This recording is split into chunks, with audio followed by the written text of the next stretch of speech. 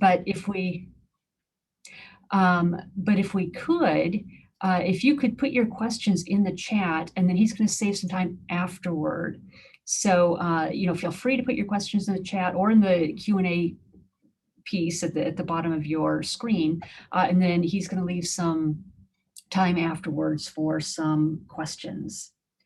So again, it's going to be my pleasure to introduce Andrew Campbell. And Andrew's an expert on family violence and the associated risks of harm for adults, children, and animals residing in homes where this violence occurs. He utilizes cutting-edge data and analysis, groundbreaking cross-discipline collaborations, and a personal perspective on violence in the home. He provides education for agencies across the country and assists in developing more efficient and effective community responses to physical and emotional violence. Andrew recently obtained his master's in public health from Purdue, and he's presented at over 80 conferences since 2019.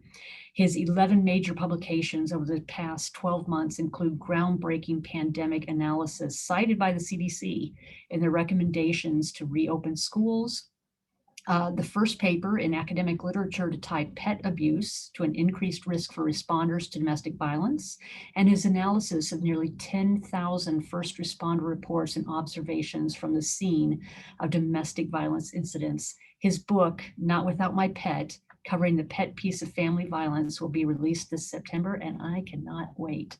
So it is my honor to introduce my partner in crime and somebody I consider a friend, Andrew Campbell. Thank you, Sandy. And thank you all of you for the opportunity to speak with you today. If you've heard me speak before, these topics are ones that I feel very passionately about. I always bring more info than I can cover. I treat each and every presentation, no matter how many times I present, as if it were to be my last. And so I've packed this one full of information too. So we may end up skipping some slides. I want to allow plenty of time for questions in case we have those at the end. I'm anticipating we probably will. But know that I'll send the full slide deck to you. I'll include some of the studies we'll be referencing today are my own, and I can include those. I'll include those, and I believe that will be sent out to you when you receive a survey. Today we're going to be talking about family violence, and when I say family violence, what I generally refer to is violence or abuse occurring in the home. It can be physical, emotional, sexual abuse and harm, and so I'm often thinking of partner abuse, child abuse, elder abuse, and pet abuse. Again, we're looking at violence and harm occurring within the walls of the home. And there seems to be something particularly damaging about that, right? It should be the one place of any place where you feel safe. But when you're not, obviously, we know that the harm can be quite extensive. The pandemic that we're dealing with now, hopefully starting to see some lights and heading in a direction of good change, has made things difficult in this area. Definitely in the field of family violence, we've seen the pandemic create a lot of issues. I've always found success in my own life, though, in looking at complications and difficulties and trying to figure out a way to turn even those into positives. And in my own work, what I allowed it to do was to push me to look in new areas. I'll admit the natural disaster literature was one I had not frequented before all of this. Here in Indianapolis, obviously we'll have some events. We can have some flooding, we'll have snowstorms, things like that occasionally, but I don't necessarily think of our location as being one that gets a lot of these disasters as do other parts of the country and world.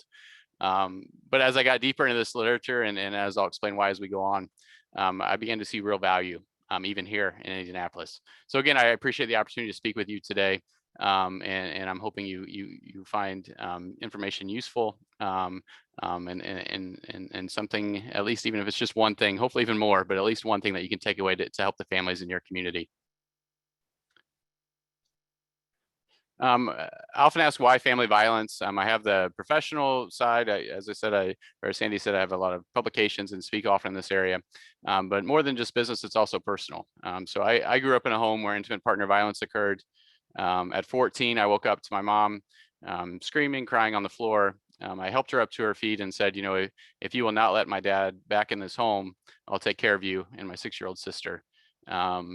It was difficult, and I got my first job there at around 14 and worked 2 or 3 jobs for much of the next 10 to 12 years. I had to grow up quickly. As I said, it was difficult. I can remember just feeling so overwhelmed throughout much of youth. It was not uncommon for me to be outside crying, upset late at night. I rarely slept. I was always worried about my mom. I was always checking doors and windows, afraid this would be the night that something bad was going to happen to her. But through all of that, it was my dog who got me through. You see me there with Shelby. That dog saved my life.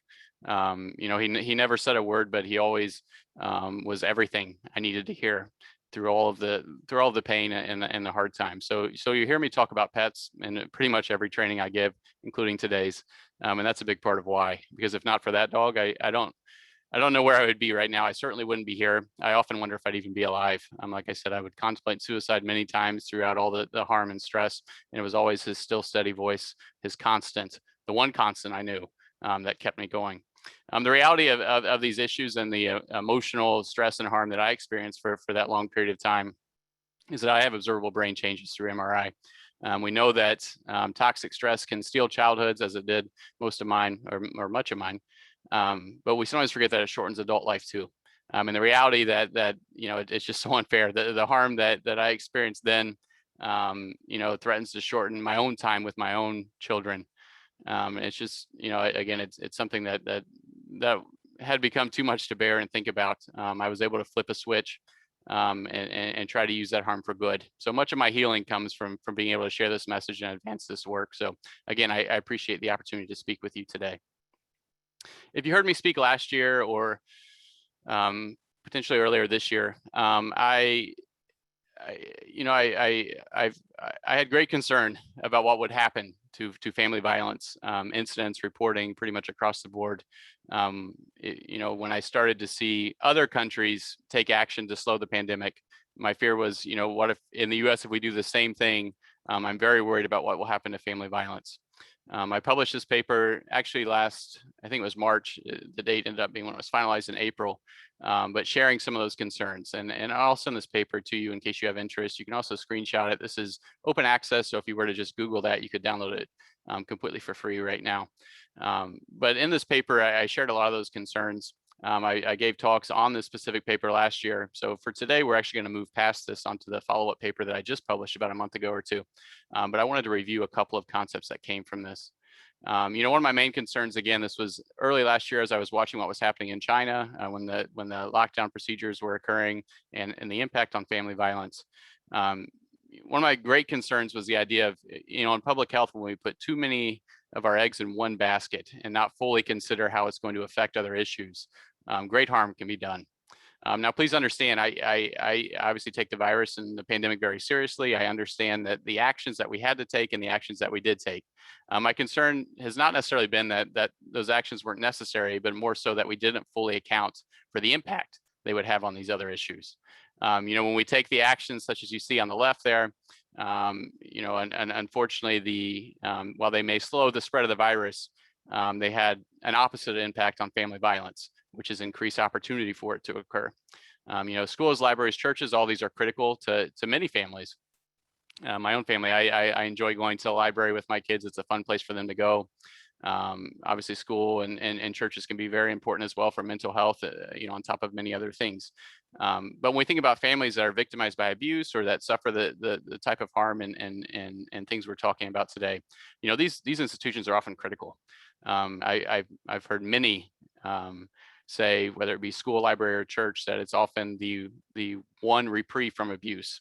This is their kind of safety net when children are at school, and it's a sad reality for some children, they're only safe while they're at school. It's their place of safety. It's their mental break. They know they're not going to be abused and harmed in that manner that they are at home while they're at school. Families often utilize libraries and the resources there, particularly and when I think of partner violence and how I know that many victims do utilize library resources such as computers and other things that are more restricted at home. And then churches obviously too can be critical when we think about mental health and these things. But when we close all of those things down, obviously catastrophic for many families. The whole routine was disrupted, and we saw children spending much more time at home. Bars and restaurants closing again, maybe not on the surface you would tie to family violence, but we know that alcohol abuse and alcohol use and drug use often drive severity of the types of issues we're describing today. In my study, 74% of the highest risk perps in one of my earlier studies abused alcohol and or had mental illness. But again, if we close all these locations where they may be more likely to be drinking out of the home, now they're drinking in the home. So again, we've created this scenario where victims of family violence have nowhere to go. Perpetrators are going to continue to drink and increase the risk of severe abuse, and they're all going to be doing that under the same roof, obviously, or all trapped there together in many instances. We know social distancing was encouraged for obvious reasons, but this is a common tactic by family violence perpetrators already to kind of try to socially isolate their victims to reduce opportunity for detection and reporting. When we limited resources with massive job layoffs and some of those issues there, again, we're looking at a spike in stress, which is tied to risk as well. And then this idea of self-quarantining, right? Victims of domestic violence often report abuse themselves. I think it's in my studies around 70% of victims of partner abuse, they were the ones who called and reported the abuse. They often wait till the abuser leaves to do that for obvious reasons, right? You're going to be at great risk if you're picking up the phone in front of them and making a call. You know, when did they have the opportunity to do that? During particularly lockdown scenarios where you're trapped with the abuser, there's no way to separate. So again, necessary actions when it comes to the virus, but the impact on family violence, I was quite concerned about when I wrote that earlier, kind of more of a predictive piece. And unfortunately, many of those things we kind of saw come true. One of the things we heard pretty early on and that I at first accepted was this idea that there was no precedent for intervention. You know, in many ways, the pandemic that we're still dealing with, you know, it is quite novel, particularly at least in many of our lifetimes in terms of from a family violence perspective, in terms of the widespread nature of it and all the, you know, not just the virus itself, but our actions to slow the virus. And so I heard many saying, you know, well, there's no precedent. Unfortunately, we saw many family violence groups, not all, there were some out there doing good things, but many agencies kind of suffer paralysis during this and this idea of everything we normally do, we suddenly can't do. And then in some communities, unfortunately, nothing occurred. And so I became very concerned by that and began to immediately dig into literature early last March and April, trying to identify, is there any kind of precedent for anything? The thing I did find that I think has the best chance, at least giving us an idea of you know what to expect in terms of what happened during the pandemic and particularly behind closed doors during lockdown, and what may happen during future such events, was natural disasters and the literature that surrounds it. When we look at characteristics of natural disasters, at least what's in the literature, and this is an important point to make in the talk today. You know, when we think about family violence and we explore how it's impacted by natural disasters, it's important to note, obviously, it's not the snow that causes the abuse. It's not the rain or the high water that causes the abuse. It's not even the volcanic eruption that causes the abuse, but rather the characteristics that these events create that can make an environment more conducive to abuse. So when we think of it from that perspective, and we're looking at characteristics that are present when certain types of events occur, we can then make that applicable to other areas, such as the pandemic, and say when these characteristics match, even though how we got there may not look exactly the same, when the characteristics match, there's reason to be concerned in these particular areas. When we think about natural disaster literature and again, the household characteristics or other types of things that are often reported in the wake of these events, we see an increase in controlling behaviors. We see key community organizations closed. The sudden unemployment and lack of resources which again is often quite sudden. We see high stress and limited social support, right? So again, thinking about this from a characteristics standpoint, you know, all that should sound familiar, unfortunately, from what we've experienced over the last year plus with this pandemic. And so what do you think happens to family violence after a disaster? Obviously, I wouldn't be giving this talk if, you know, if there wasn't a connection. And unfortunately, it's a concerning one. When we think about disaster literature, again, we think of the idea of no precedent for the pandemic. Well, when we look at the disaster literature, there's plenty of opportunity. On average, a disaster occurs everywhere in the world at least once or somewhere in the world once a day. So on average right now, the global estimates are at about 365 disasters per year. So again, unfortunately, these occur everywhere. They occur frequently. There's a wealth of information out there. Now, not enough, in my opinion, that looks specifically at family violence. but there is still a good amount and volume of studies out there that look at family violence and what happens after particular disasters occur. When we think of some of the prolonged effects of natural disasters, we see almost always, if not always, that any disparities that in terms of healthcare or other health issues, any things that were not receiving enough attention before disaster occurred, they're definitely not receiving enough attention afterward. Any kind of disparity is almost always furthered, right? If something is not already getting enough resources and attention, when resources become more limited, unfortunately, they're going to get even less, if any. And it's just a heartbreaking reality of these types of events. We see this disruption of societal norms and organizations that continues often long after a disaster, and the idea of community and social support also being disrupted. Significant mental health consequences. We'll get into it as we go on. We think of natural disasters, though many of them are quick hitting. In terms of flooding, it could, I think on average, families are displaced from their home for 5 days. But many of these other types of events, a tornado, a fire, an earthquake, at least the main major event is generally quick hitting. And yet we still see mental health consequences that often extend for up to 3 years after them. Right. And so we'll get into that as we go on, and why I'm even more concerned about these lingering mental health issues when we're talking about our current pandemic. And we see this high stress again, and this high risk for damaging coping mechanisms. Again, something we've seen, unfortunately, throughout the pandemic of a spike in alcohol sales and use and other types of things that are often tied to kind of risky or unhealthy coping mechanisms. And then family violence, again, prolonged effects. How do you think it's impacted? One of the good questions asked too is, where do families go? Unfortunately, after natural disasters, when we look in some of the literature, these families disappear.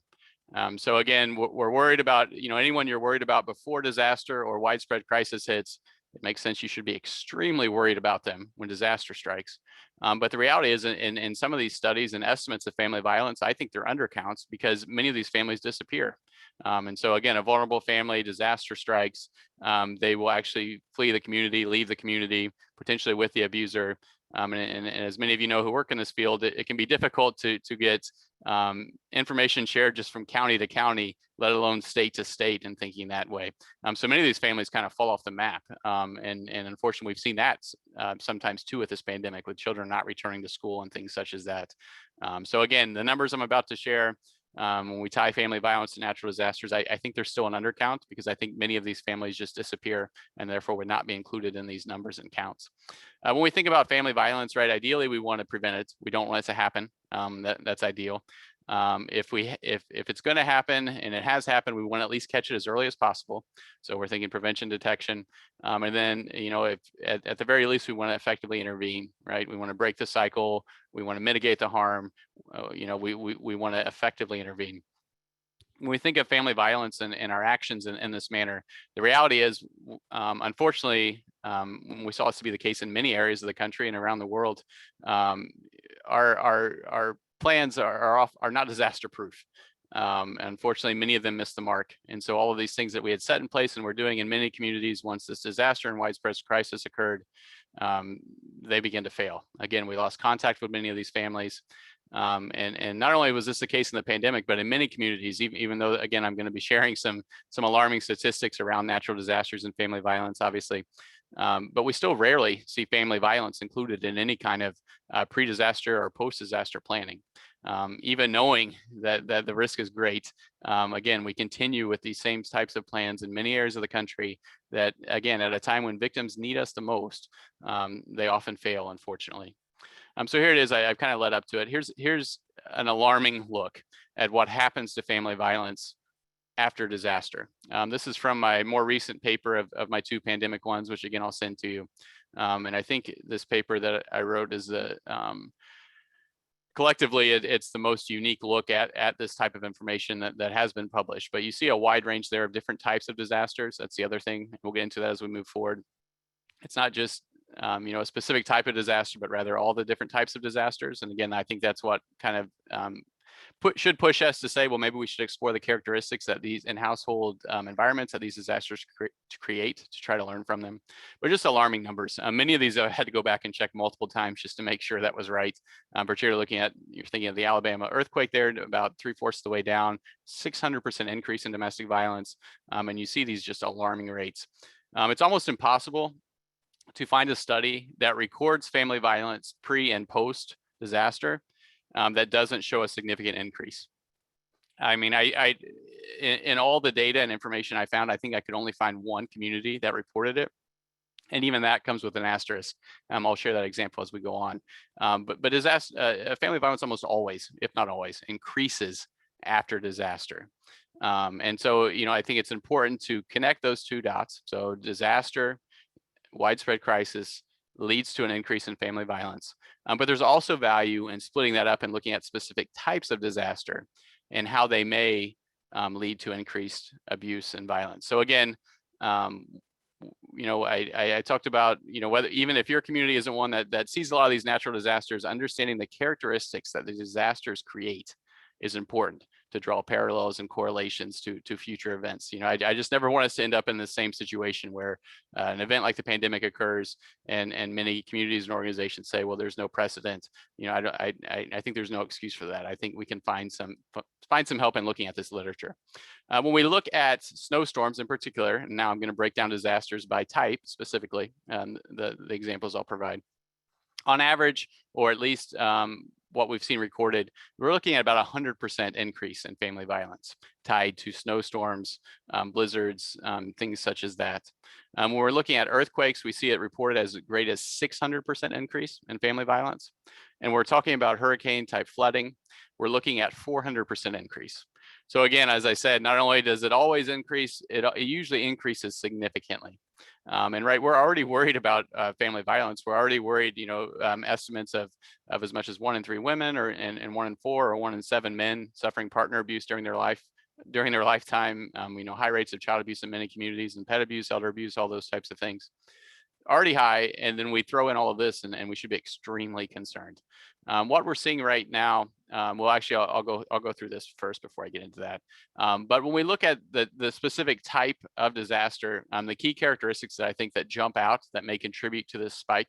When we think of snowstorm, I think of isolation, right? When you think of a blizzard, snowstorm conditions, you think of a family trapped in their own home.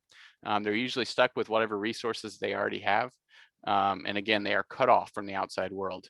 I think, and we'll go on and talk about these other issues too, I think a snowstorm type of scenario is probably our best correlation with the pandemic, because we saw many of these families in the same conditions. We didn't see the snow on the ground, obviously, but when we think about the characteristics, we see families trapped and they are stuck with the resources that they had when the event occurred. Now, we could go and get more resources and things like that, I know, during lockdown, but if you did venture into a grocery store, it was an eerie experience and it was not pleasant. Many of these families were trapped, at least for a while there, with limited access to others, as well as resources. When we think of earthquakes, I often think of aftershocks. And when we think about the mental health aspect, often overlooked and that doesn't receive enough attention when we talk about these issues. But again, we think of this fear when you have earthquakes, you often have many events that follow. And you often have this continued fear of is the next one going to be a big one? What's going to happen next? When is the next one going to occur? And it kind of keeps you from getting past that initial earthquake, right? It's not like, well, it happened and now we don't have to worry about anything. Even though the aftershocks are often less, they're still occurring. And so again, we think about this prolonged exposure to mental health issues and fear and concern and stress. I think mental health is such a important driver of these events, and again, I mean, it is alarming, but not shocking to me to see that dramatic spike when I think of the aftershock aspect. Flooding and hurricanes, again, most of these other things, again, the snowstorm, you're trapped in your home. A tornado, as long as your home's not destroyed, you're usually back within a day or a couple days. Earthquakes, usually the same thing, right? You're usually back pretty quick if you have to leave. Same with volcanic eruptions. Again, assuming your house isn't destroyed, you're back after the event occurs. Flooding usually leads to a more prolonged displacement for families. So a longer period of time outside of their home. On average, estimates are around 5 days. And again, when we think about families fleeing these types of approaching disasters, and it creates greater difficulty when we're talking about finding a family or shelter for them for 5 days as opposed to 1 day or a few hours, particularly if they have pets and other things like that. So again, key aspects when we look at these different types of disasters. We know disaster equals increase in family violence, but it's also helpful to look at specific types of disasters and understand why they may contribute specifically to that increase. In the current conditions, the current pandemic, again, I think they mirror best the snowstorm. So I would expect our reporting increase to at least be 100%. Again, the conditions are very similar when we look at them. The snowstorm, again, is usually a shorter period of time. It might be a week or two where you're trapped. Again, when we're talking about the pandemic, we're talking about multiple months. So I would expect it to be even higher. But kind of an estimate that I've created just based on looking at my work with different states and different communities and multiple countries is right around a 40% increase on average. Just again, looking at the huge picture, an increase in reporting. Important again to know this is only the reports we receive. There are many reasons and many barriers to reporting. And these, again, as I said, any disparities are furthered. So these barriers become even greater in this type of crisis. So again, just the idea that we're getting these reports at this higher rate indicates that it's probably in actual incidence and prevalence is even greater, which is extremely concerning. Again, looking at specific, because I do find value, like I said, in dividing disaster by its form. And again, we're not talking about just the idea of a flood, but the characteristics that the flood creates. We see a significant increase in domestic violence following floods. We see reported increases in anxiety, depression, and hostility. And the population is described as being at greatest risk after flooding, at least what's in the literature, are individuals who have a history of domestic violence, those with low social support, and the elderly. So again, we would be concerned for the well-being of many other groups as well, but these are what literature describes as those being at great risk. And again, some of that makes sense, right? When you think about, again, when I talked about flooding, I talked about displacement, and these individuals would be at obviously significant risk if they suddenly lost their home and environment. Those with low social support would then essentially have none. Elderly obviously would be a great risk, and those already experiencing family violence or domestic violence would also be at increased risk. When resources become even more limited, stress increases, and they may be forced to leave their home. We often hear too, unfortunately, of victims of domestic violence actually maybe they've separated from the abuser, but in these types of scenarios, they are sent to the same shared shelter, and then their perpetrator has access to them again, following these types of flooding or hurricane events where the community is housed in the same location. Looking at snowstorms again, I think one of our best potential looks at what happened during lockdowns and what we may be worried about moving forward. Significant increase in domestic violence. Again, key concepts, isolation. Again, as I said, you're separated from everyone else. You're trapped in the home, as many were during lockdowns. We see family violence agencies reporting an inability to check on families during snowstorms. They often describe feeling helpless because the staff is often trapped in their own home as well. And dealing with their own issues and emergencies. Again, looks a little different from the pandemic, but the concept remains the same. Limited supplies, as I said, you may be trapped and stuck with what you have when the storm hits. And we see this leading to an increase in stress and needs going left unmet. Kind of a chilling account from one community that suffered a blizzard snowstorm. They actually had a safe house that a family had just recently reached. And they had said, if there was a dire emergency, we would have never been able to get there. The family was trapped there. And if the perpetrator or abuser had been able to get there and locate it, no help was coming. Was kind of the way the community described it. These perpetrators know this. They knew during the pandemic and during lockdown procedures that these victims were even more vulnerable, with accountability being even lower as detection opportunities were limited. And they know that too during these types of events that that there's such isolation. If they can get there, no help is coming, even if the victims were to call for help. Thinking of volcanic eruptions now, I know here I speak a lot in different communities. I'm out of Indianapolis, Indiana, so this is my home state, and I know we don't deal with a whole lot of volcanic eruptions around here. But again, as I said, think about the environments that they create. We have this anticipation of a major event often, so we see elevated stress in communities that as volcanoes start to show signs that they're about to erupt. We have the major event, the eruption. We often see many events that follow these types of eruptions. And the eruption can have a major impact on water supply, on other things that can lead to flooding, and we often see other events that follow. So we just see this prolonged period of stress is what I see, right? You're worried about the event that's going to occur. The event occurs and you experience high stress, and then you have all this extra stress from all of the other events that occur as a result of the main event. Unfortunately, when we look at this increase in domestic violence after a volcanic eruption, it rarely levels off. So it becomes kind of the new normal, which is extremely concerning, right? So in communities where volcanic eruptions occur frequently, these rates of domestic violence are often extremely high, and they just kind of remain there.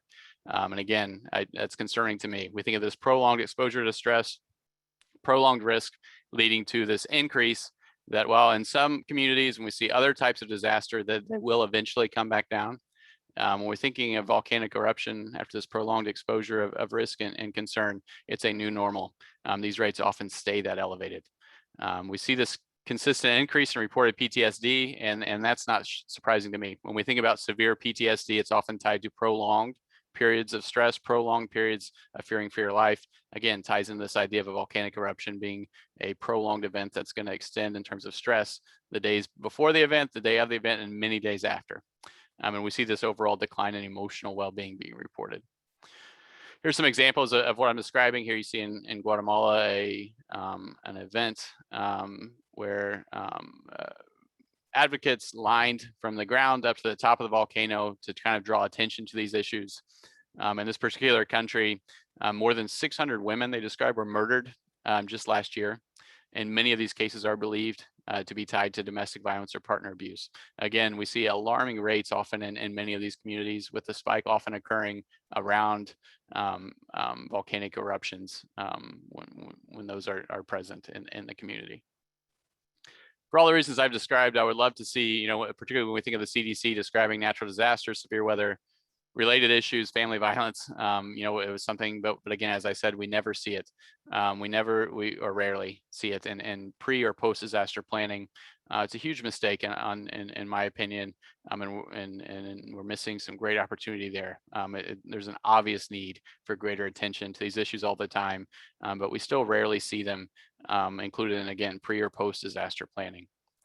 Now I'm going to look at some specific disasters. So we looked at, collectively, we said disaster equals increase in family violence. We looked at type of disaster and how it can increase family violence. I'm going to share a few specific disasters now too, and the information surrounding them and how they may have led to this increase. Again, thinking of all these things, one, knowing that family violence is at a risk to increase after a disaster, but also comparing to our current conditions. And so I hope you'll continue to do that as we go on. Hurricane Katrina, Category 5 storm, struck the coast of several states there in the southern, southeastern U.S. Massive destruction, obviously loss of life and property damage.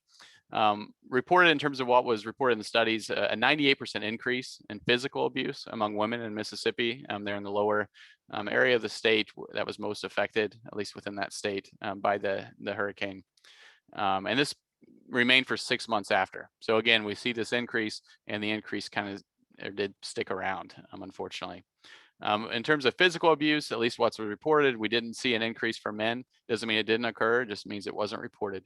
But when we look at psychological abuse, we did see it reported to increase among both women and men. And again, I would be concerned. We know psychological abuse and harm is underreported. And so those increases, obviously are concerning, but again, I think only a tip of the iceberg. As much as 45% of the population with PTSD.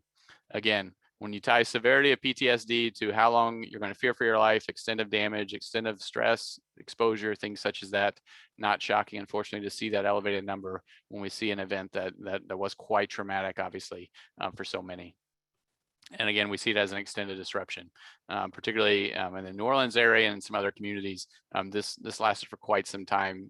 Many individuals lost their home and just could not return to normal life ever, for many, but for others, it was an extended disruption. Thinking of a specific volcanic eruption, looking at Mount St. Helens, this was the most destructive eruption, volcanic eruption in U.S. modern history in Washington State there in 1980. And some of the key information presented and reported in the wake of this event was a 46% increase in DV, and reported increases in alcohol abuse, family stress, aggression. Again, the idea of this catastrophic event leading to many of the same characteristics that unfortunately we saw and continue to see during the current pandemic. I said there was one disaster that I located that I could not find the increase in domestic violence, and here it is. This is an F4 tornado in Lancaster, Texas. 3 people were killed, 50 were injured. It actually did significant damage, as you see there, to the town square, destroyed many homes and businesses. But in the study that at least looked at police reports and calls to law enforcement, no increase. And again, I obviously this was important. I wanted to dig deeper because if they've done something in that community that actually eliminated DV when risk is even higher, we want to know, we want to bottle that, we want to take it out everywhere. But as I dug a little deeper, right, and I think it's always important to think about these types of things, right? We want to look at it. We don't just want to accept, well, no calls came in. I think it's important to explore, the idea of, well, was DV not happening or was it not being reported? At the time of this event, there was a population of about 23,000 suburban community, no DV shelters in the community. And again, this is an important note. I've seen this in pandemic areas or during the pandemic in areas where no shelters exist. We did not see the jump up in reports after lockdown. And that kind of makes sense, right? If, as I said, the disparities are only furthered. If you don't have clear resources in place before disaster strikes, when it occurs, families are probably even less likely to trust you at a time when risk is that high, right? If they don't know where to go, what to do before, it's very unlikely that they're going to find a way to do it in the midst of a major and massive crisis. And then as I dug deeper, lo and behold, 4 to 5 months later, media news story from this community, a church had come forward expressing concern that many members of their congregation had come forward reporting that domestic violence was occurring more frequently in their home or had begun to occur since the tornado. And so again, I think it's always important to note, while the police reports didn't go up, we have faith-based organizations coming forward, and I will say it's an area that we always have to pay attention, but I don't often hear faith-based organizations reaching out to the media for these types of issues. And so again, something that warrants a great deal of attention and concern. So while the initial study said no increase, again, a church came forward, one of the major churches in the community, 4 to 5 months after, with great concern that it was still increasing after the event. The final specific disaster we'll look at before we move on from here, got about, probably want to finish in about 30 to 40 minutes to allow some time for questions, is the snowstorm disaster you see here. I believe this is in the New Zealand area. The community was not prepared for the snowstorm. It kind of came quickly. There was a loss of electricity and telephone for 3 weeks. As is the case in many other issues, we see rural areas disproportionately impacted. I'm actually developing a webinar. Every year I try to develop 2 completely new topics, and one of them focuses, or one of my new ones that will be out at the end of the year, focuses specifically on rural areas, because I think they are disproportionately impacted when it comes to family violence, and there are even greater barriers in those communities. But again, we see this loss of electricity and telephone for 3 weeks. Roads closed for a week. So what are you hearing, right? When we talk snowstorms, again, we're thinking isolation, we're thinking cutoff, no way to communicate with the outside world, and no way to go anywhere. Again, trapped for many with an abuser. Vulnerable families cut off. Again, this idea of high stress and just being cut off from outside agencies and any of your social support systems. Few DV cases reported at onset. But again, when we think about this, the phones were out. And so how was this going to be reported, right? These families were trapped. Once phones were restored, they saw an immediate doubling of reports in their community. This brings up the idea, again, you can't report it if you can't report it. And again, I think what happened in many of these lockdown scenarios, where while the phones worked, the victims would have been taking an enormous risk to make that phone call to 911 while being trapped with that abuser. Nowhere to go. They were trapped with them. And again, I see some similarities there when we think of it from a characteristic standpoint. As I said, I always talk pets. I think they're important. They're, 95 to 98% of Americans consider them to be part of the family. These animal companions are often critical to children in the home. That's the Sandy mentioned my book that's out in September, and it covers this piece. Again, it was my dog who saved my life. So we're obviously going to explore the pet piece and how they're tied to this picture when we think disaster as well, and how that relates to family violence in general, as well as the current pandemic. Pets have been experiencing disaster with humans for as long as we have record. You see here mummified remains after or discovered in the wake of the volcanic eruption, Mount Vesuvius in Pompeii and the surrounding area. You see the dog there on the left believed to have been chained to a pole. He had a collar on. On the right, you see a child clutching a small dog. We don't know the stories here. We never will. We don't know if the family had to leave the dog behind, was returning to get the dog when the disaster struck. We don't know if the boy had left the dog and come back for it and was clutching it to find peace or solace in the final moments. We don't know. But pets and humans have been experiencing disaster together for as long as there's been record of it. Some quotes from studies and from individuals who experience these types of events. Vulnerable people may be reluctant to evacuate without their animals. They may decline emergency accommodation if their animal is unwelcome, and they may struggle more than others to cope with recovery and rebuilding without them. Makes sense, right? Pets are often critical to the emotional and mental health for many humans, but particularly those who experience abuse and violence in the home. I often say, children, there's so many key concepts of mental and emotional health, such as stability, security, consistency. Sometimes children only get that from pets in the home.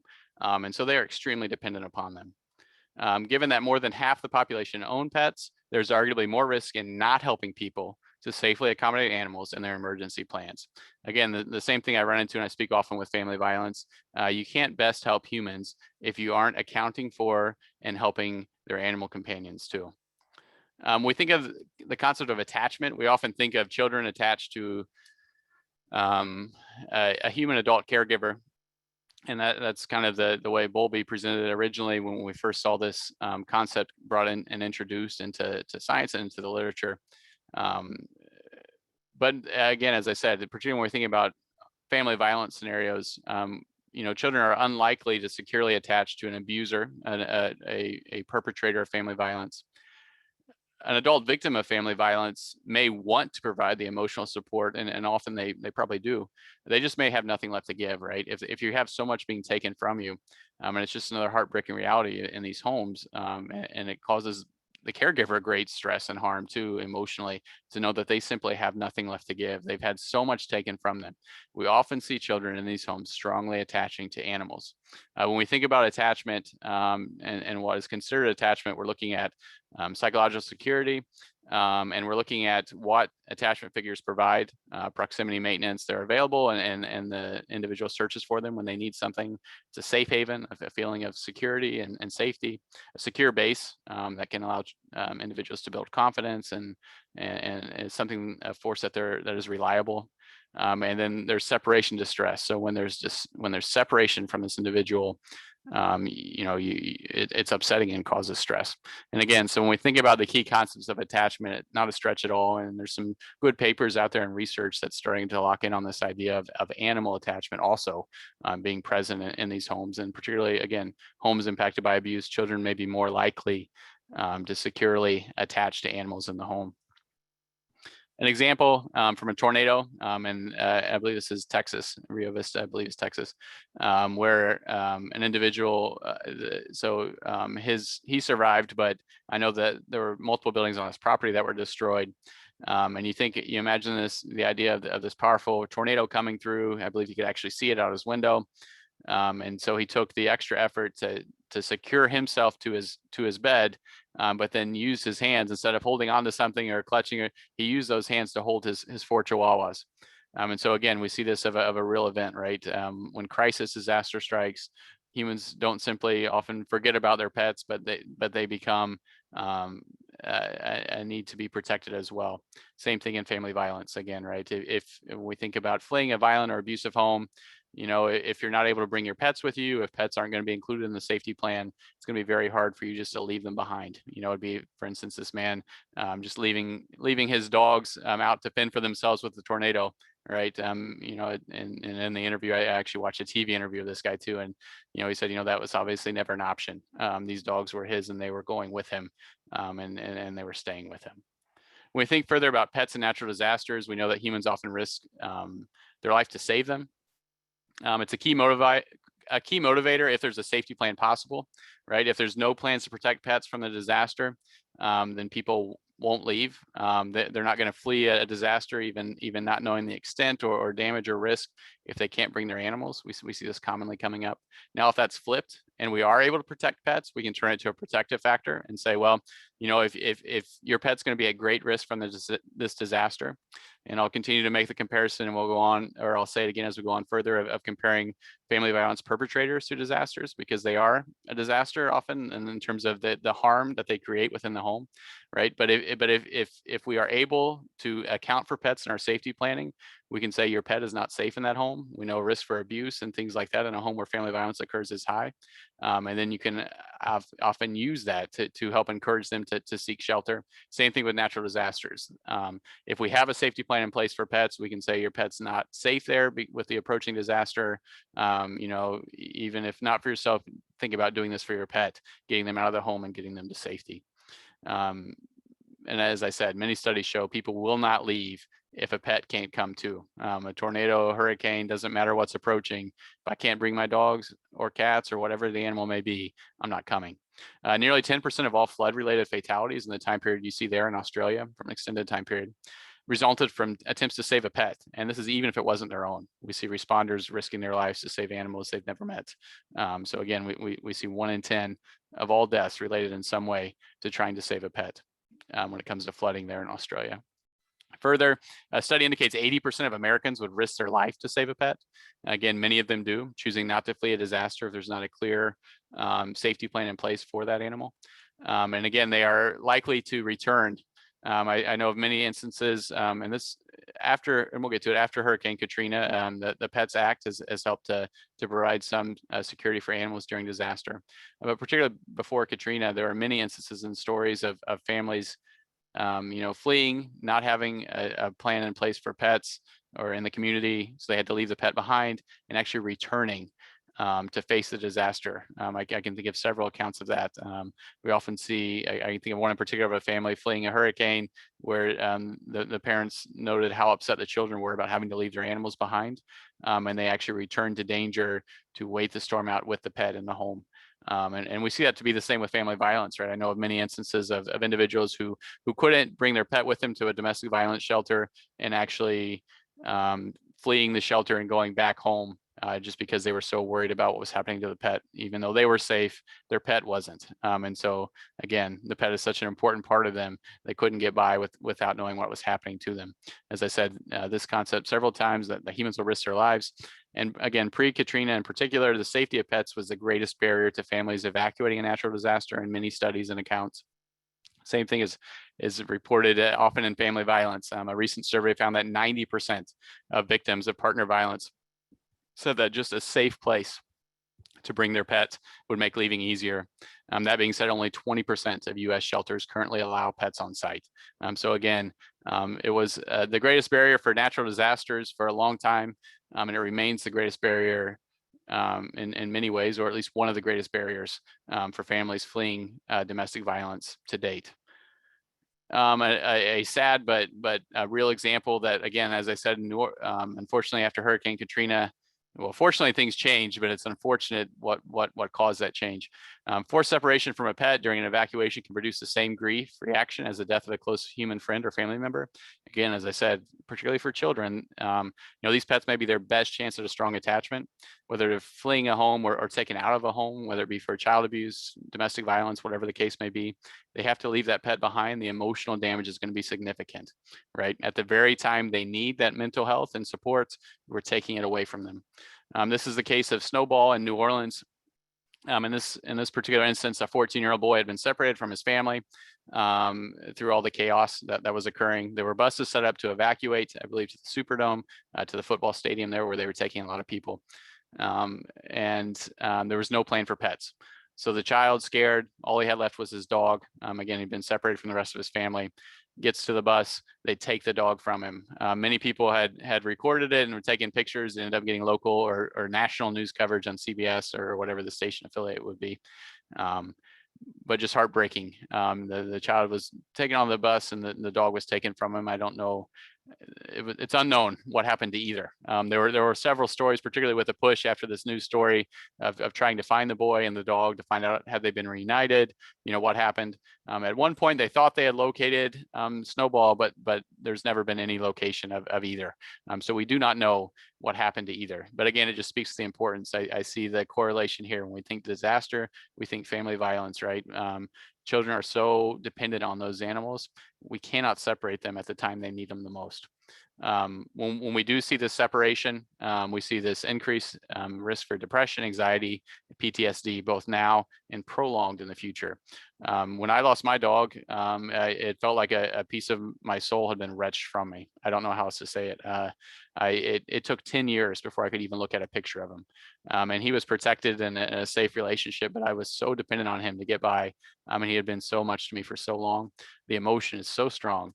Again, that separation, whether it be from a forced separation, abuse, or from natural causes, it's quite traumatic for these families and particularly for these children. Pets, unfortunately, many of them, again, as I said, pre-Katrina, there wasn't any good strategies or plans in place to protect them. It's estimated, I believe this was in Louisiana by the SPCA there, one of the communities, or at least statewide maybe, 100,000 pets abandoned and at least 70,000 died. So again, terrible, tragic event that did gain attention though, and led to the Pets Act of 2006 that allowed for or mandated funding for communities that account for the needs of individuals with household pets before, during, and following a disaster. Again, I would love to see something similar for family violence because there's so many correlations here. And I will say this, I gave this a similar talk, and I never give the same talk twice. I'm always adding new information. But I gave this similar talk several months ago and heard back from someone in a southern state that I believe after hearing this talk, they actually now just passed a new law within their state to better protect animals during the pandemic. They actually cited natural disasters and this concept, and it worked. It's led to a new law there in a southern state to try to better protect pets. So again, I see so many correlations. It's obvious. I think that something like this should exist when we think about family violence as well. After the Pets Act, we did see it lead to good change. So this is Texas. I think this is Harvey. I don't know for sure. I believe it's Hurricane Harvey. It's there in Texas. Now the story goes that according to some of the news sources that I was able to locate, that again, this is after Katrina. So states were mandated to have a plan for pets in place. There was still some sort of hiccup at this convention center that you see here, and that's why you see all these pictures. And so pets weren't allowed the first day, is what according to several news reports, I believe even in this story, the Washington Post. And so individuals were staying outside in the rain, refusing to come in if there was no place for them to bring their pets. Within 24 hours, there was a lot of news coverage, and next thing you know, all the pets are inside because you have to let the pets in to get the people in. Again, same concept as when we think about family violence in many ways. So in the US, there's at least greater planning now for pets during disaster. Many other countries still don't have that. And so they continue to research to look at that. I believe this is in Australia, but this is current data. 72% of individuals facing a disaster still say the pets influence their decision to evacuate or not. 68% say they increased stress, and nearly 1 in 5 that did not evacuate said it was because there was no place to take their pets. So while at least it's improved, at least should be improving in the US, we still see other countries dealing with this same type of issue. When we think about everything I've said, and we're going to wrap up here right at about 12:30, I'll probably speak for about another 15 minutes or so. We think of all the similarities between COVID-19 and the pandemic and natural disasters, but I'm even actually more concerned. We think of the destructive force of disaster again, but most of these disasters are quick. They're hard hitting, but they come through quick. Whereas this pandemic has been a disaster in slow motion. I often see this to be the case. I mentioned in Hurricane Katrina, there was a 6-month increase afterward. Other studies indicate at least 12 months in terms of increased service requests following disaster. And again, this is a quick hitting disaster. We're talking about a prolonged pandemic scenario. So I think it makes sense to assume that the increases that many communities are seeing in requests for service related to family violence will extend for at least 1 year. I'm hoping it's not like the Volcano thing where what we typically see is this new increase remains and it's the new normal. I'm hoping that's not the case, but I think we should at least plan for a year. We often see children being lost in the shuffle. It's the same in disaster reporting. When we look at studies will report this increase in domestic violence, but they often have little information at all about children. Unfortunately, probably something similar to what we're seeing in the pandemic. We know in many communities, child abuse reporting dropped. And again, my belief is because many of those who often report abuse had very limited access, right, to children. Schools are a key report source in our state, lost most access. There was still some virtual access, but again, many kids kind of fell off the map even and maybe didn't attend. They may not have had the resources to attend virtually, things such as that. But as I said, disparity is always furthered. When we think most vulnerable in the home, we're thinking pets and children. And unfortunately, we often see both kind of getting lost in the shuffle when these types of events occur. I do still hear this, and I've heard this in the disaster literature. It's always concerning to me. I've heard it here recently in the pandemic type of situation. Individuals blaming the stress for the abuse. And I just want to again restate, there is no excuse for abuse, none. No amount of stress validates acts of abuse, and there's no guarantee that the abuse will stop, because I do hear that from time to time too. Well, once things return to normal, the abuse will end. I would plan on the opposite. Again, I fear this idea of new normal being created. Once, we know, and from the studies that I've evaluated and looked at, we saw in many homes abuse occur for the first time during the pandemic. In homes where it had already occurred, it became more severe and more frequent.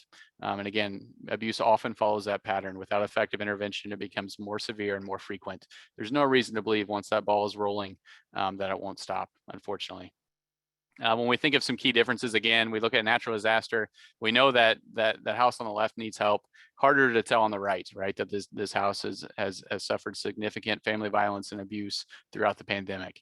So there are difficulty there, right, in identifying. But again, it speaks to the need for us to get more creative and find ways to better identify these things.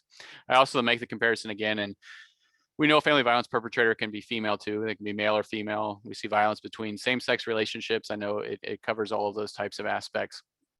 But I make the comparison too of a family violence perpetrator and a natural disaster. The difference being that the perpetrator, many of these perpetrators, particularly if it's a caregiver and we're thinking for children, that the abuse is perpetual. It's not just a quick hard-hitting event, but rather a disaster or harm that lasts a lifetime. Unfortunately, the reality, again, speaking truth, is for many kids, when the abuser is a caregiver, the abuse will last for as long as the caregiver lives, and the harm will last for as long as the child lives. It's just the truth about these things that we have to get better at more effectively intervening. But again, I see the comparison where the disaster, again, is hard hitting. The abuser, it's perpetual, and rather than being outside the home, it's within the walls of the home. I like to make this point too, because we think of increased risk for abuse tied to stress, obviously. But we think of that sometimes as being among those unemployed, right? And so we're worried about the idea of stress and increasing among those who can't get a job or don't have a job or lose their job, and that leading to abuse. Important to note that in natural disaster literature, we also see increases in reported abuse among those who keep their job. We think of first responders, and this particular study that this image reminds me of and is intended to remind me of is an Australian bushfire study that looked at and interviewed partners of first responders and noted an increase in partner violence following these types of events. So important to remember, stress is not just there for those who lose their job in crisis, but also for those who work under crisis conditions, right? And so both sides of that would be at risk to perpetrate stress and harm in the home. So my follow-up study to the original I shared, another study I'll be sending to you, just came out here recently. It's dated July 2021 because that's when the issue closes. So this is not an article from the future. It's already been released, but the issue will end. Volume 3 will end in July. It was released, I think, last month. But again, looked at some of the things we've talked about today. They're included in this paper. And then I'm going to focus on a couple highlights from this to wrap up today. We've talked a lot about disaster and made some correlations and connections. I want to focus or finish up on some of the reporting. I talked about in my original paper what I feared would happen. Let's look at some of the data of what actually happened when we're talking about reporting during, in particular, lockdown months of the pandemic. There's reporting of domestic violence in Bloomington, Indiana. Again, you see that the trend I noted in many communities is actually domestic violence was up in January and February. Now in this particular community, they didn't have that data available for me. But in January and February in a lot of other communities, I noted an increase in domestic violence for 2020 and then a decrease as we started to see lockdown measures being taken, particularly in March, May, and then started to see it climb back up. Seeing the same pattern in many communities. Interesting to look and think about is looking at not just domestic violence, but domestic violence incidents involving a weapon. And we saw the same drop right into March, but as soon as lockdown was lifted, and you see 2020 is in blue there, we see these reports skyrocket. So while domestic violence kind of went down and then started to gradually come up, incidents involving a weapon, where again, we're concerned by domestic violence in all cases, but particularly, obviously when we think of weapon, we're thinking of concern for fatal incident. These reports just skyrocketed in this community that I worked with in Sacramento, California. Kind of makes sense, right? My thought is during lockdown, these individuals, although many may, even if there's not a weapon involved, but probably spent the whole lockdown fearing that they would be killed or their children or their pets. And as soon as there was a chance to separate from that offender, they made the call, right? In many of these communities, it's dependent on a voice call, and it's very hard to do when you're trapped with the offender. So again, as soon as they had any chance for separation, they start to make these calls.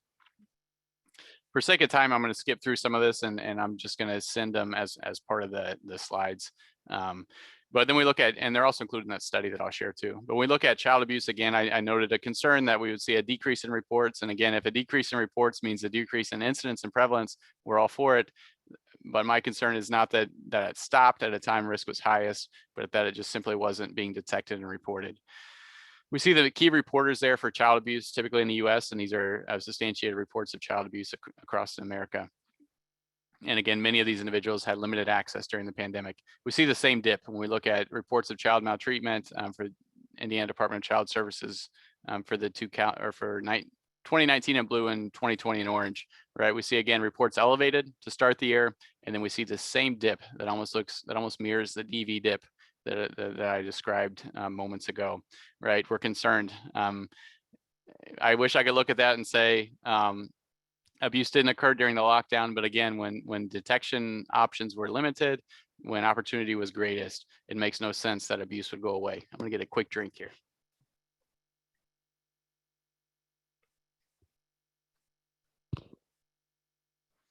We also know that there's documentation to show in many communities, particularly during the lockdown period, that there was an increase in severe, this was from Cook's Children there in Texas, or Cook Children's in Texas, an increase in severe trauma related to child abuse, as well as child fatalities in many communities. So again, if those numbers are going up, when we see this dip, our concern is that, again, not that abuse went down, but we're at a time when it is likely high. We're just not getting those reports. And we also know that it doesn't always leave bruises, unfortunately, as I said. Many, we're worried about physical and sexual abuse, obviously greatly worried and concerned by it.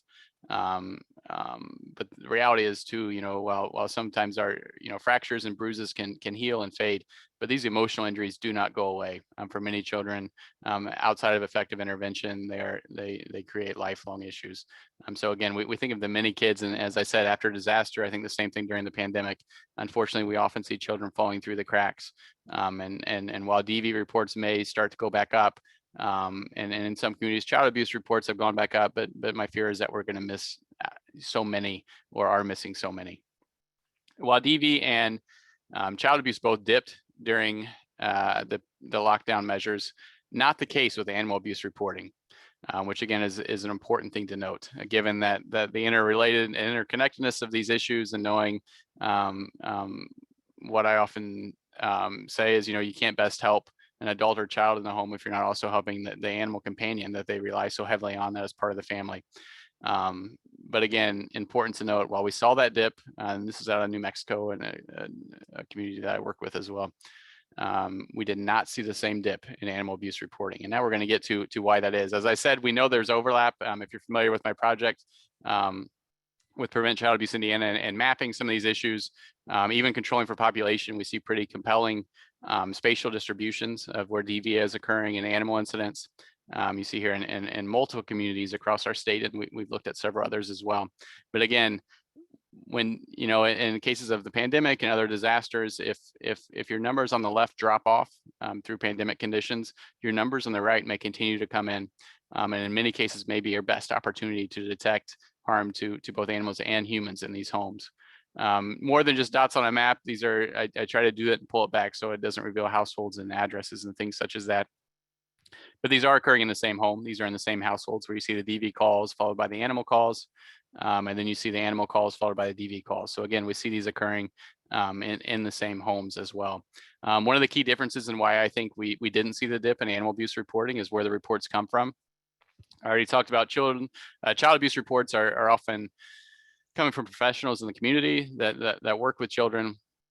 Domestic violence often reported by the adult victim themselves, 80% of the time. Animal abuse almost always reported by a neighbor. So 80% of reports of animal cruelty come from a neighbor or bystander.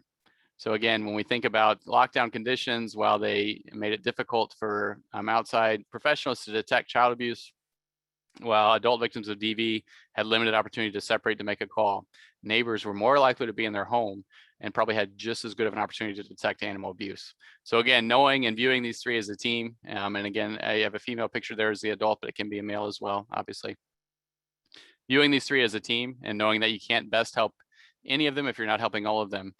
As I said, any type of, whether it be following a disaster and the pandemic we're experiencing, when those other numbers drop off, if we're still getting those pet numbers because they're being reported by neighbors and not as likely to be impacted, it's so important that when we're responding, we're thinking about the safety of the human members of that household as well.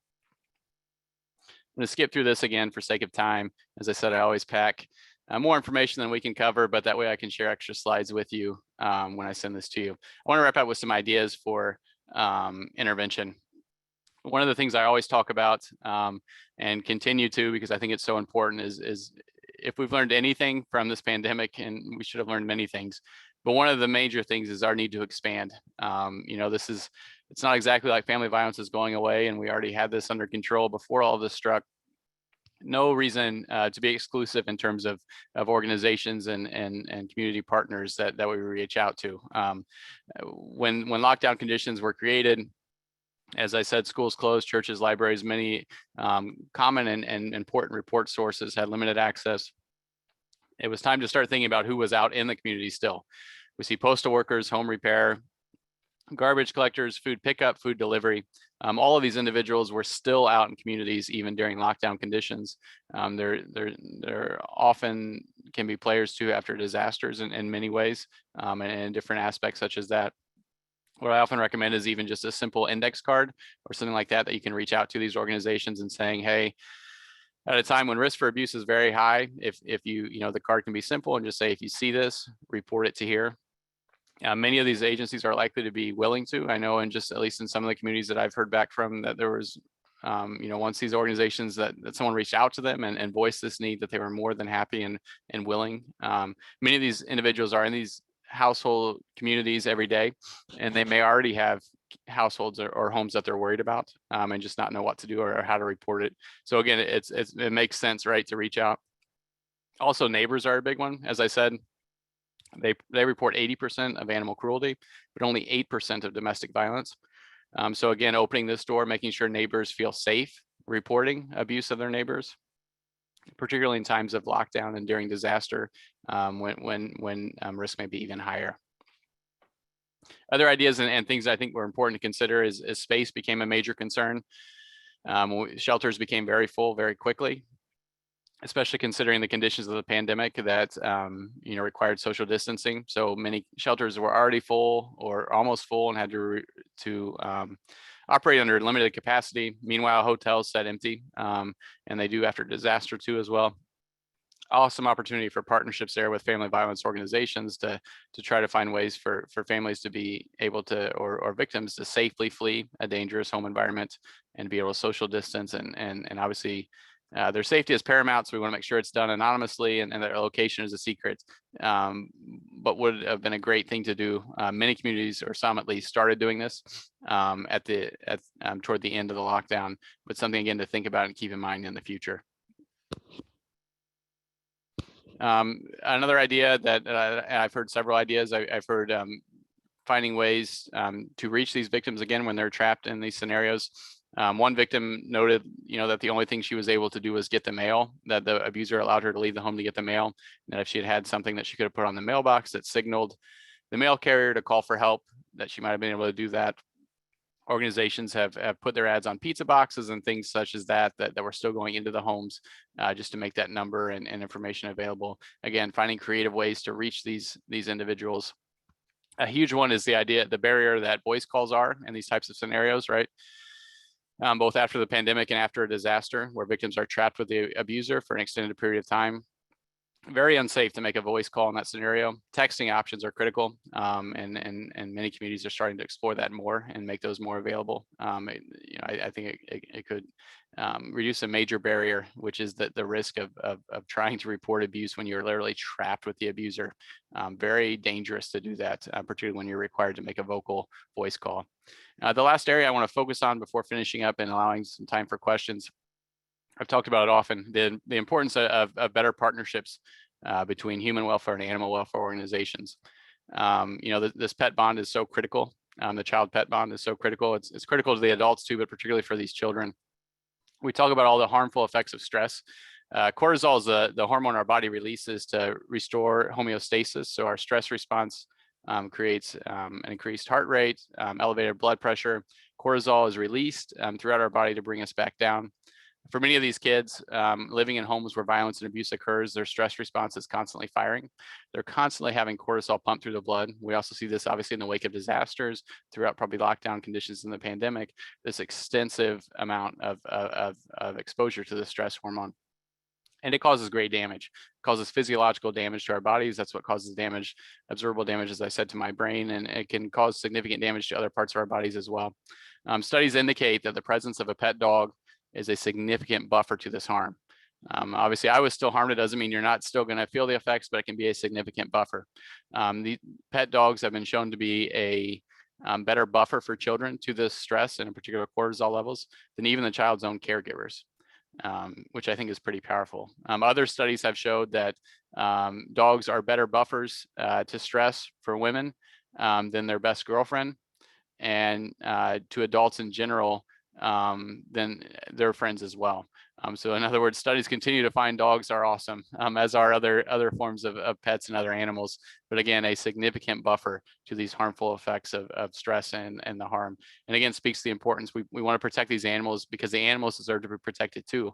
But also we can't forget the critical role they often play in the lives of these humans too. The idea, particularly of child welfare and animal welfare working together, is not novel. It's actually a return to our roots. So animal welfare in the US actually started before child welfare.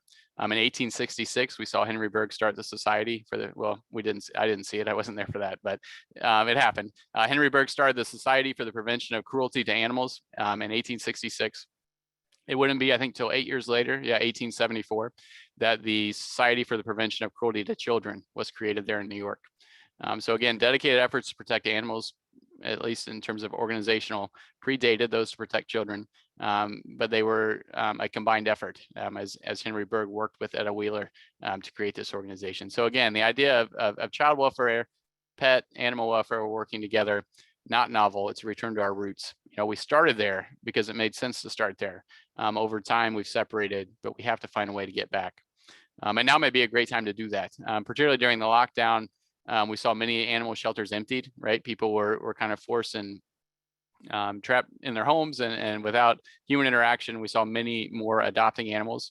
It's just important to note that, and unfortunately in many communities, these shelters are filling back up again. But there was one positive opportunity there as more pets were adopted. Would have been an ideal and great time, and moving forward, something to consider to look at partnering with shelters in your community to potentially house animals in homes where abuse or violence occurs. As I said, it was my dog who saved my life. I speak often about pets because of the importance that mine played in my role, or the important role mine played for me. I've been reflecting a lot on him lately as I've written this book.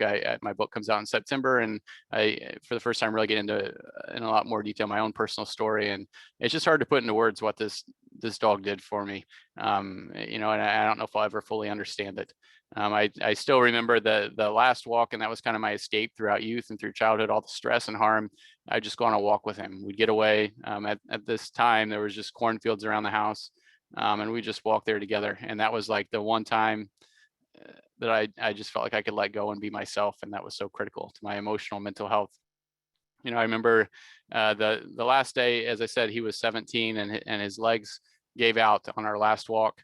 And I carried him home just as he had carried me for so long. It's true for me, and I think it's true for so many of these kids and these families, whether it's disaster, whether it's widespread crisis, whether it's a pandemic, whether it's family violence. These pets are part of the family, and we can't best protect them if we're not protecting their pets too. It was his love, his steady and constant voice, that made this possible. I for so long feared having children of my own, just because of the own harm I had experienced. I was afraid I would mess something up and hurt someone. I always believed the lie that you couldn't be a good dad if you didn't have a blueprint. And nothing could be further from the truth. And I love my 3 children dearly, but again, it was his still steady, constant voice that got me through and has allowed me to be where I am and who I am today. Here's some contact information for you. Again, I'll get the slides from today, including the ones we didn't have time for. In my recent studies over that should be sent out to you guys, I would expect soon. And then here's my email address and other ways to connect with me. But again, thank you for the opportunity to speak with you today. It's greatly appreciated. And with that, I'll turn it over to see if we have any questions. Thanks, Andrew. We don't that I see yet. Doesn't mean that they won't come in. So take this opportunity. Was there anything else that you skipped that you would really like to mention? Then I can keep my eye on the chat box and the Q&A section. I think that I pretty much covered it. The only things I wanted to get into was I proposed a theory for why family violence increases during disaster and why it was likely to during the pandemic. Again, common sense to think about, but my new theory is outlined is laid out in that paper that I'm going to share with everyone. So I figured if they had interest, they can read that. But kind of I encourage kind of a move away from some of the common risk factors we look at, such as thinking sometimes we can kind of incorrectly assume that family violence only occurs in low income areas or where areas of low education and things such as that. I encourage kind of a move away from that and instead look at this idea of opportunity to abuse and the idea that, abuse increases after every disaster because opportunity increases. When we think about abuse, particularly when we're thinking physical, sexual abuse requires a perpetrator and victim to share the same space and same time. And when we think about disaster, these are times when perpetrator accountability is at an all-time low and victim vulnerability is at an all-time high. They're even more likely to be cut off from the outside, fewer opportunities to detect. So that's just kind of a quick kind of teaser of that, I guess. If you want to learn more about it, it's one of the papers I've sent that goes into much greater detail. But other than that, I think the information I covered, I just kind of sped up through a couple of the last slides, but I still was able to get most of it in. And as I said, I'll send the papers that will have the extra information too, in case you have interest. Great, thank you. And we have, Andrew mentioned about, using maybe an index card or something. And please don't forget that Prevent Child Abuse Indiana has brochures that talk about how to report, what to say, that kind of thing. So if you want to get some brochures or just download them, either order them or just download them actually, from our website to give to some of those, what we call non-traditional partners, although we kind of want them to become the norm. I know last summer, when we were still basically in lockdown, I took one of our brochures to the ice cream truck gentleman that goes around our neighborhood, because even though we still couldn't get out really out and about, this gentleman could. So he took it and, read it through and so yeah, just a colleague of ours gave her DoorDash deliverer a one of those pamphlets. Not only did they take it, they attended a couple of our trainings, and they put it up on there. I guess there's a food delivery, maybe a DoorDash Facebook group. She talked about it on the Facebook group. So it does work. So Jeff said, I appreciate the creative thinking and identifying non-traditional community partners to share reminders and information about reporting child abuse and neglect during a time of crisis. Yeah, and there are probably even more people that we're not thinking of. We did this yesterday, and here's another good, those of you who belong or have the app, one of those next door apps where you can get alerts from your neighborhoods. We put something in there about a reminder, don't leave your children or pets unattended in the car. It's really hot. So if any of you belong to or have that app, and share some of those tips and things that your neighbors can see. It's great. Absolutely. So I think Barb says, thanks so much for the information and sharing your personal passion for the connection between children and their pets. Great info. Yes, as always, Andrew. Looking forward to the book. I can't wait to see that. If any of you are interested, I'm going to give Andrew more work here. We still would love to be doing more research on, because Andrew and P. Kane, we've been working together for about 3 years now on this project with the link with pet abuse, domestic violence, and not necessarily child maltreatment, but where we see, high density populations of children in these areas that have high reports of domestic violence and pet abuse. If any of you have connections to local law enforcement or ways in which we can get some domestic violence data, Andrew, you said you have a lot of the animal abuse data, right, from many of the counties? Yes. Yep. We're really missing some of the domestic violence pieces, and we would love to continue that research so that we can take it back to communities and say, hey, here's what we're seeing. You might want to get some stakeholders together and see what you can do in the wake of this. So if any of you have connections in ways in which we can get some DV data, we would appreciate that.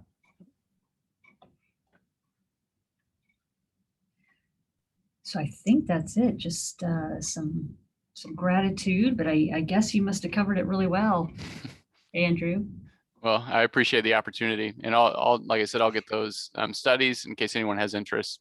And if I'll send a couple of my more recent ones, but if you have interest in more, if you email me, I can send you some of the other studies as well. So feel free to reach out with questions through that email, and I'll get to them as quickly as I can. And again, I appreciate everyone's time and attention. Like I said, it's my job and what I do and what I do for work, but it's also my life and a big part of my healing. So again, I appreciate the opportunity to speak with everyone today, and for your time and your attention, for all the work that you do for families in your community as well. Charlotte, did you have your hand raised? Did you want to ask a question?